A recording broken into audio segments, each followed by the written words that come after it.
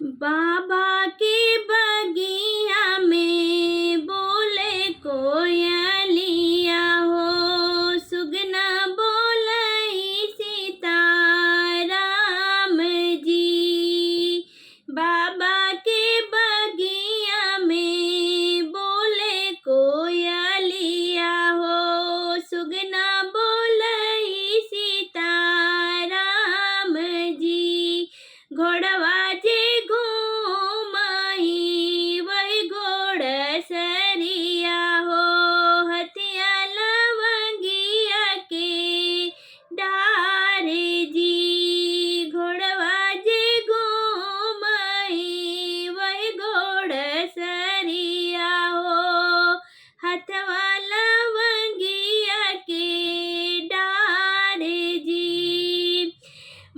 मड़वे में बैठे हैं दुल्हे श्री रामचंद्र, जुड़वा धूमिला होई जाई जी। मड़वे में बैठे हैं दुल्हे श्री रामचंद्र, जुड़वा धूमिला होई जाई जी। मड़वे से बोली है सासू सुने न रानी, सुन बेटा यार जहाँ मारे जी।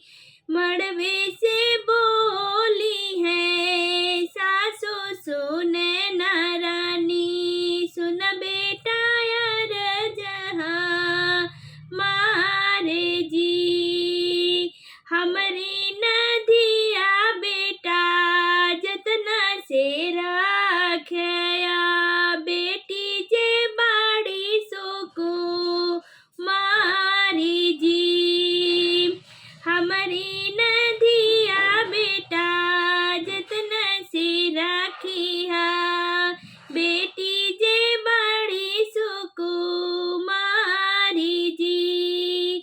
बाबा के बगिया में बोले कोयलिया हो, सुगना बोलई सीता राम जी।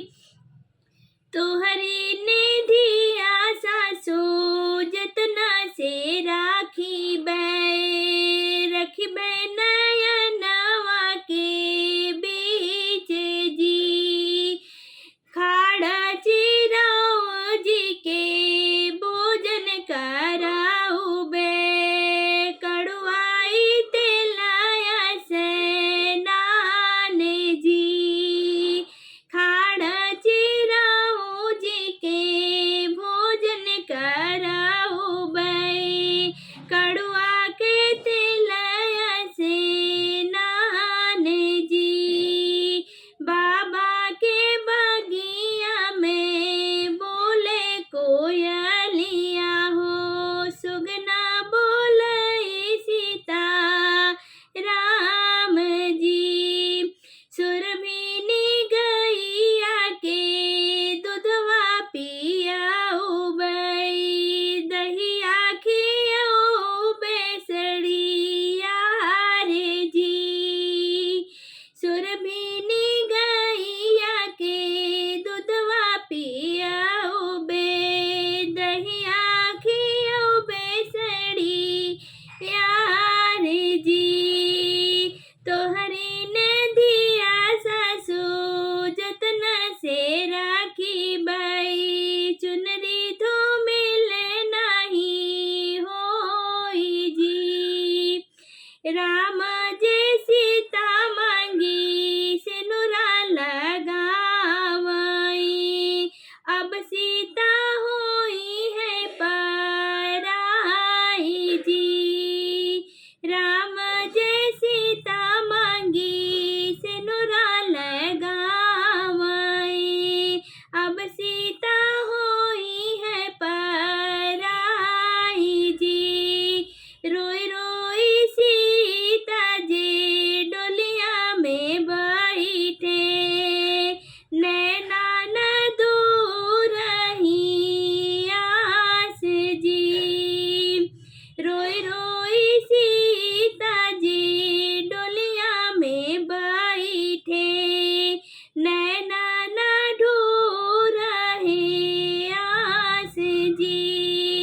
एक को से गाई सीता, दुई को से गाई, तीसरे में लगी गाई प्यास जी।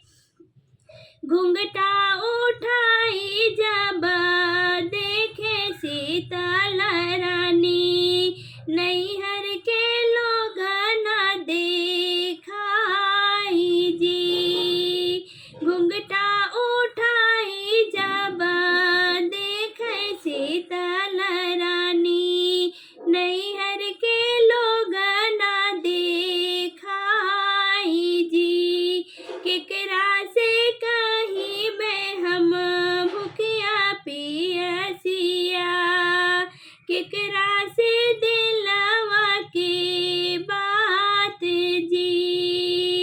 घोड़वा चढ़ल आवे श्री रामचंद्र, सीता के लागे समझावे जी। छूट गए सीता हो जनक नगरिया, छूट गए नैहर के लोग जी। अवध नगरिया सीता तोहरी नगरिया, ससुरे का लोग तोहरे लोग जी।